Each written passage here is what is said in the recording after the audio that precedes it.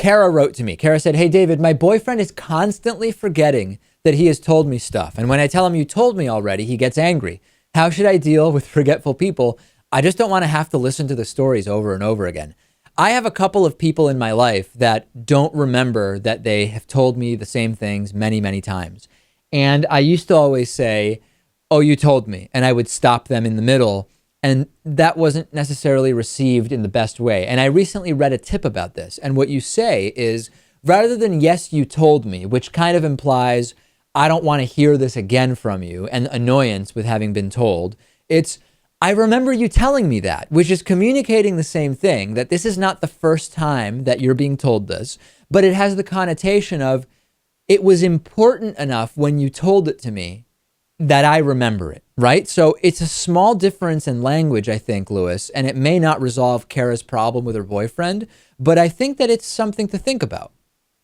Yeah, I don't think I've ever really had to deal with this. I think in the few times I have, I probably just said, "Yeah, you told me already," and because it's not a thing that's happening frequently, I don't think they were upset with me because I don't remember them being upset with me.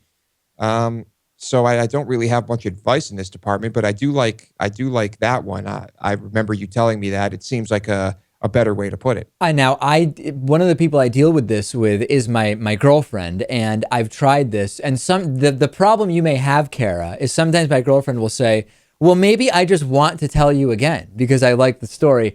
And there's really nothing you can say to that, is there, Lewis? Well, you could say, "I don't want to hear the story again. I remember it vividly." Yeah. And thank you for reminding me of it. But I guess if she really wants to tell you the story again, there's really nothing you can do. No. So, Kara, if your boyfriend just hasn't forgotten that he told you the stuff, but he wants to recount the story because he thinks it's some of his best material, you may just have to figure out if that's a small price to pay. Presumably other things about your boyfriend you do like.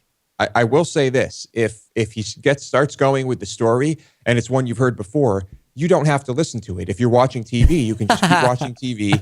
You can keep playing your video game. You can be on your phone, and when he's done, you can everything he just said. So you can just try your best to tune it out. Yeah. So, Kara, if you want to play video games while your boyfriend tells you the stories again, Lewis is giving you the go-ahead to do that.